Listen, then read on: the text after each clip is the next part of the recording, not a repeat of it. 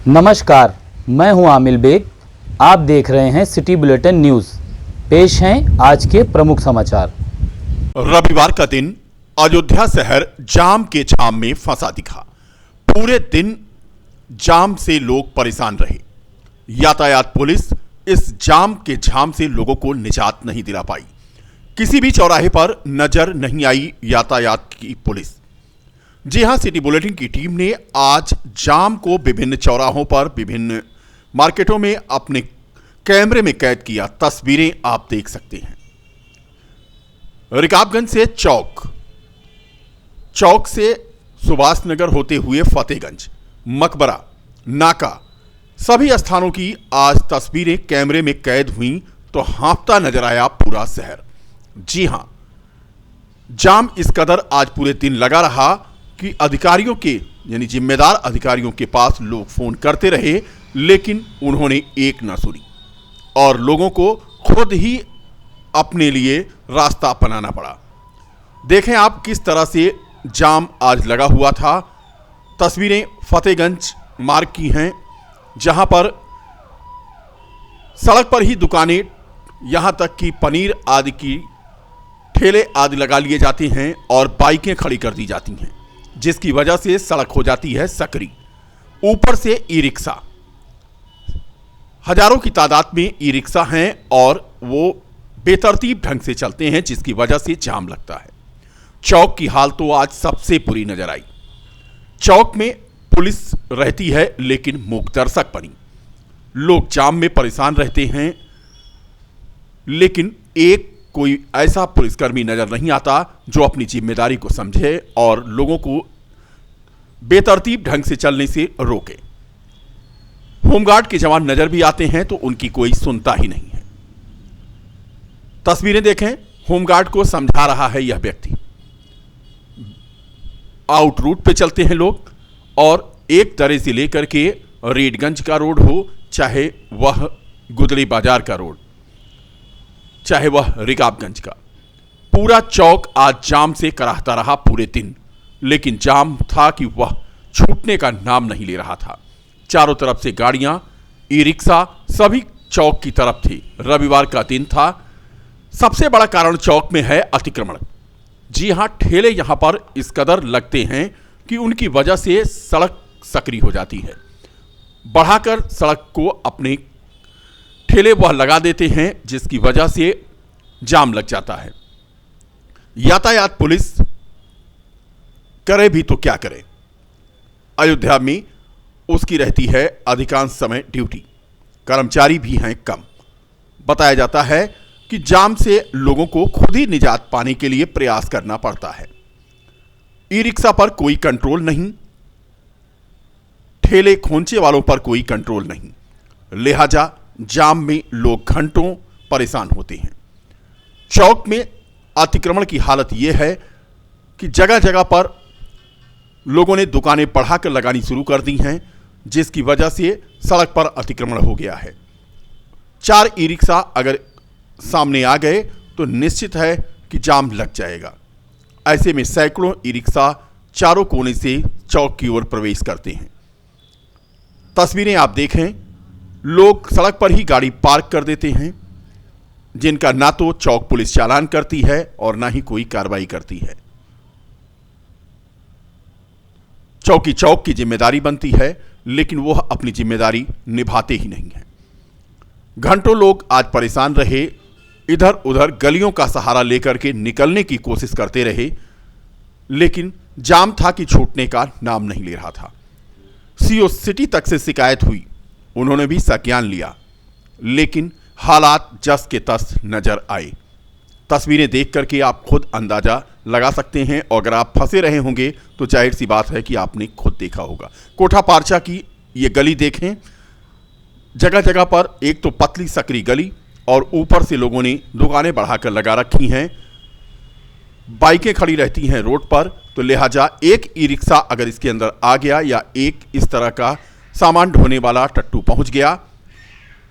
अब इस गली में ई रिक्शा जाने की जगह नहीं है, लेकिन देखें दर्जनों ई रिक्शा लाइन से लगे हुए हैं। पैदल निकलना लोगों के लिए मुश्किल है। अयोध्या में राम मंदिर समर्थक मुस्लिम नेता बबलू खान के समर्थन में हिंदूवादी संगठन भी उठ खड़े हुए। मिर्जापुर माफी के बिलाल मस्जिद के इमाम मौलाना अल्ताफ हुसैन के खिलाफ जांच की मांग की है। बता दें कि दरअसल पिछले 5 सालों से मिर्जापुर माफी में रोहिंग्या मुसलमानों को अल्ताफ हुसैन पर बसाने का आरोप है।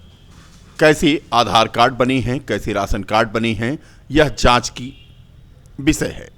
इन्हीं सब मुद्दों को लेकर के आज हनुमानगढ़ी अयोध्या की पुजारी राजू दास ने कहा कि हम कंधे से कंधा मिलाकर के बबलू खान के साथ हैं। बबलू खान ने हिंदू भाईचारे की मिसाल पेश करके अयोध्या में सामंजस्य का माहौल बनाने में सहयोग किया है।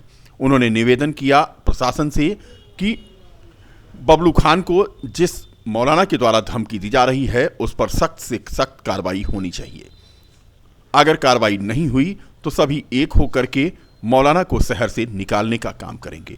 वहीं दूसरी ओर हिंदूवादी नेता भी इस पूरे मामले में बोलते नजर आए। बिताने के बावजूद भी 35 टुकड़े करते हैं, 36 टुकड़े करते हैं। मैं कैसे विश्वास करूं इनके लोगों के ऊपर। इसके नाते सुख्ता इन तत्काल प्रभाव से इनकी सुरक्षा व्यवस्था ठीक करने की मांग, इसके साथ साथ अल्ताफ हुसैन जैसे आतंकी की गतिविधि सरकार जांच करे। वहाँ पर बांग्लादेशी रोहिंग्या मुसलमान जो अवैध रूप से बसे हैं उनकी भी जांच, आधार कार्ड वोटर आईडी कब बने, कैसे बने, किसने बनवाया, किस डेट में बने, इसकी भी जांच की मांग करने के लिए हम लोग आज प्रेस कॉन्फ्रेंस किए थे। ये कार्यक्रम था आज का। मैं तो कहा ये वो मैं उसको मौलवी मानता ही नहीं है। वो मौलवी नहीं है, वो शुद्ध रूप से आतंकी है। आप जब देख सकते हो कि जरा सा मामला में मैं कभी भी किसी धर्म का अपमान नहीं करता हूँ, लेकिन टीवी चैनल डिबेट में हम लोग रोज़ बैठते हैं। टीवी चैनल डिबेट में किसी मुल्ले ने सनातन धर्म संस्कृति को उल्टा सीधा बोला तो हमारी बहन ने थोड़ा सा कह दिया कि मैं ये भी कह सकती हूँ, उसके लेकर पूरे देश का वातावरण खराब हुआ। ये लोग तो इतने तक तैयार हो गए, देश रहने लायक नहीं है। ये लोग तो इतने तक तैयार हो गए कि हम इंटरनेशनल कोर्ट जाएंगे। ये लोग इतने तक तैयार हो गए कि मैं इसको संयुक्त राष्ट्र में रखूंगा। ये लोग इतने तक हो गए कि कई लोगों की शर्तों से जुदा हो गया। जो प्रदेश अध्यक्ष रहे मित्र मंच के और हैं भी अभी बबलू खान जी, और भाजपा नेता भी है, उनको एक कट्टरपंथी के द्वारा फंसाने का प्रयास किया जा रहा है।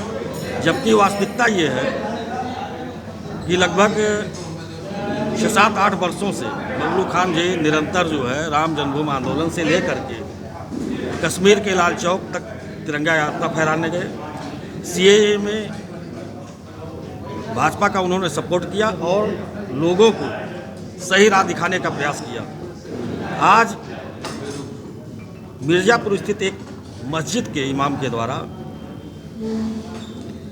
इनके साथ कोई भी बड़ा हादसा हो सकता है। मैंने इसमें प्रधानमंत्री जी को, मुख्यमंत्री जी को, गृह सचिव जी को पत्र लिख करके मांग की है कि सहनवा और यानी अयोध्या कोतवाली के अंतर्गत जो भी गांव इधर आ रहे हैं 4-5 गांव, वहाँ पे जांच कराई जाए।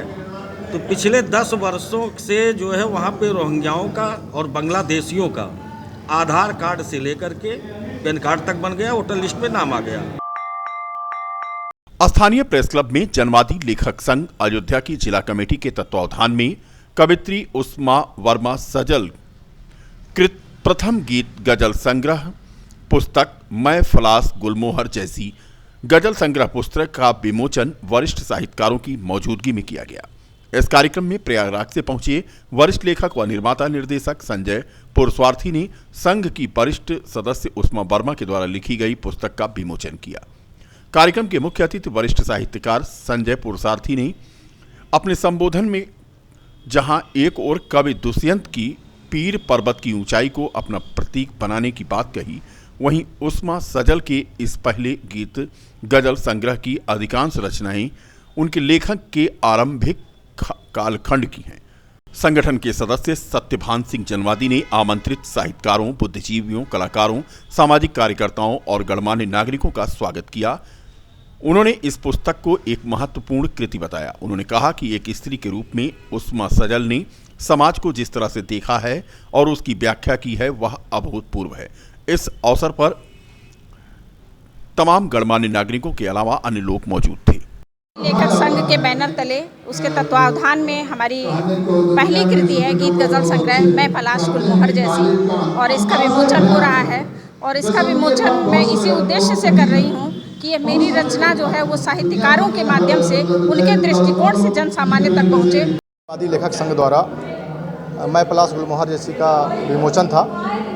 उष्मा सजल ने किताब लिखा है और उसके माध्यम से आम जनता के लिए उसमें तमाम आंदोलन का संघर्ष का जिक्र है उस कविताओं में। निश्चित तौर पे एक समाज को बहुत ही अच्छी धारा देगी ये किताब। देखिए, समाज में बड़ा परिवर्तन है, उसी समाज को परिवर्तनशील बनाने के लिए इस किताब का आना हम लोग के लिए बहुत बेहद ज़रूरी था। और किताब में बहुत ऐसी सारी चीज़ें हैं निश्चित तौर पे आम जनता को समानता और भाईचारा का संदेश देगी। और इसके माध्यम से मुझे लगता है कि इस किताब के माध्यम से जो पढ़ेगा और लिखेगा तो निश्चित तौर पे उसको एक धारा मिलेगी।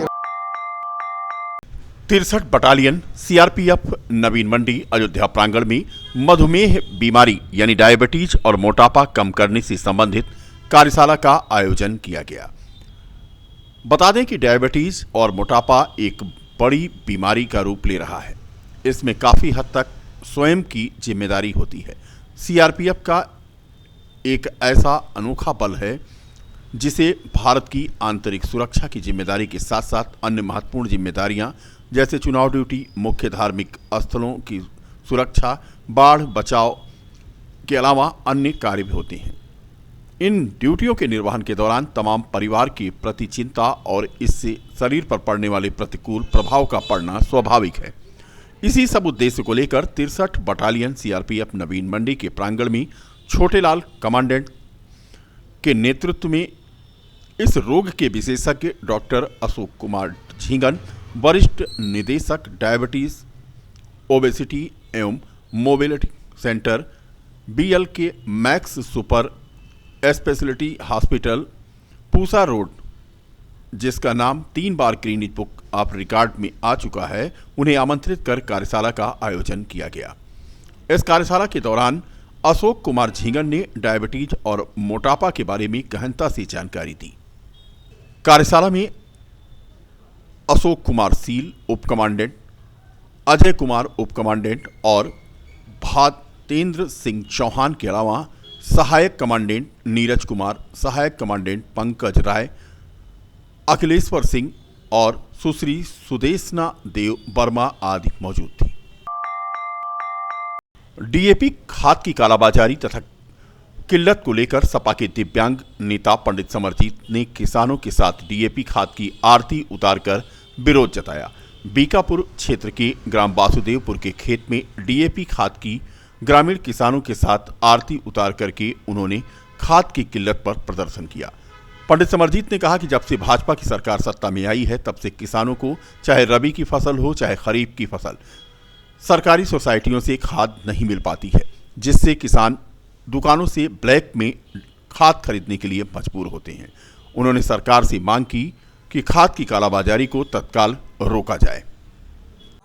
देखिए, आज भाजपा सरकार में जो है डीएपी खाद जो है वो केंद्रों से गायब हो चुकी है, ब्लैक मेल की जा रही है। तमाम दुकानें जो है वो खाद का स्टॉक रखे हैं, उसके बाद किसानों को खाद उपलब्ध नहीं मिल रही है।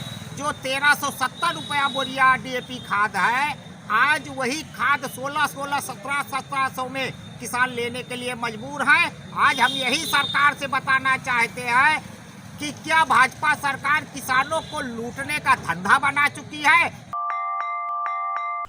रामनगरी अयोध्या में भवन निर्माण समिति की 2 दिवसीय बैठक में राम मंदिर निर्माण और राम जन्मभूमि परिसर में यात्री सुविधाओं, परिसर की सुविधाओं को देखते हुए सीवर, विद्युत और पेयजल की व्यवस्थाओं को लेकर मंथन किया गया। मंदिर निर्माण समिति की बैठक समाप्त होने के बाद श्री राम मंदिर ट्रस्ट के महासचिव चंपत राय ने बताया कि 70 एकड़ के परिसर में वर्षा का जल, सीवर और नाली, इसकी व्यवस्था राम जन्मभूमि तीर्थ क्षेत्र ट्रस्ट ही करेगा। नगर निगम के नाली और पर राम जन्मभूमि परिसर का बोझ नहीं होगा। उन्होंने कहा कि हम अंदर के सीवर के पानी को 70 एकड़ परिसर में ही शुद्धिकरण करेंगे। परिसर में 2 जगह पर सीवर ट्रीटमेंट प्लांट लगाया जाएगा। 70 एकड़ परिसर में वर्षा का जल, एकड़ परिसर में सीवर और नाली इसका जीरो डिस्चार्ज होगा, अर्थात नगर पालिका की नाली और सीवर पर इसका कोई बोझ नहीं पड़ेगा। हम 70 एकड़ परिसर में ही अंदर के सारे सीवर का शुद्धिकरण करेंगे